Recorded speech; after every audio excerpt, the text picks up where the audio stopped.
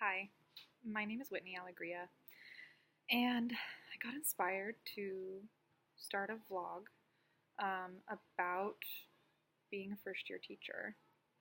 Today, I told my students that we were going to start Tuesday News Day, and it was an inspiration from my guide teacher, Miss Regis, and I decided to adopt it into my own classroom. Students got really nervous because they had to speak in public and use technology at the same time. So after I shared a few videos that I had made in college for my classes, it sparked that little fire inside of me, I guess. So I'm going to get started just by saying what's on my mind. And it was interesting because I was talking with my husband about it last night, that this job, I can come home one day feeling like a rock star. I did everything right. I worked all of the pieces perfectly. The kids were great. The lessons were great. Everything was awesome.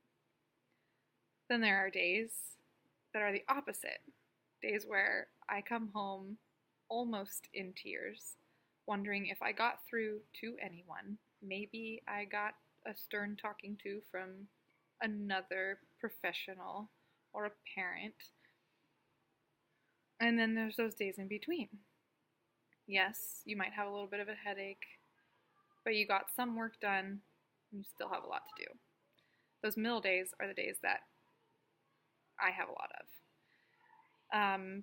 Being a first year teacher, it's so strange to traverse your way through the first year because you are so uncertain about what's going to happen next.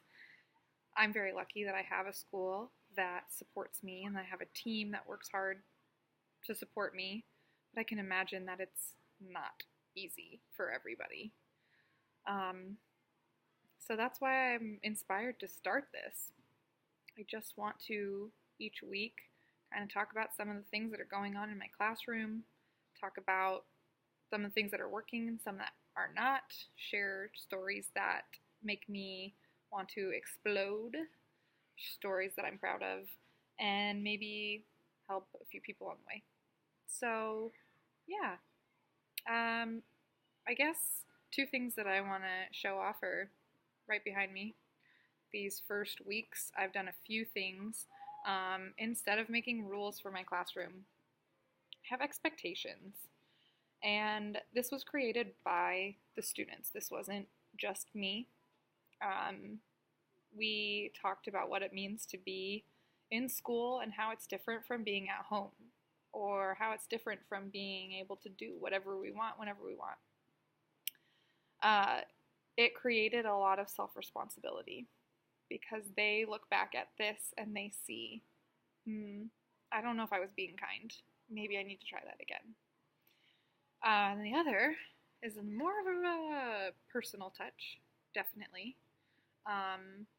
But we have morning meetings every day in my classroom. They kick off our day, and in every morning meeting, there's an agenda. And in that agenda, the kids are allowed to talk about celebrations and concerns. I'm on week 3 now in my school, starting off as a new teacher, and yep, it happened.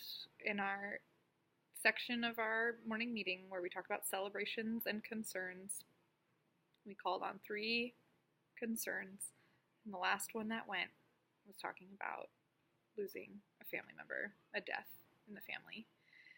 I had put this up in my classroom before that even happened, and I was so grateful that I did. It's a little memory of my grandfather, and a quote that goes with it. So I brought out that quote and used our concern in our morning meeting as a life lesson. Hopefully you could read that quote. But yeah, we had a very great discussion, and we were able to move on through our day and work constructively and positively. So those are 2 things that have worked out really well in my classroom. Things that have not worked well, letting them choose wherever they want to sit. That was a good one.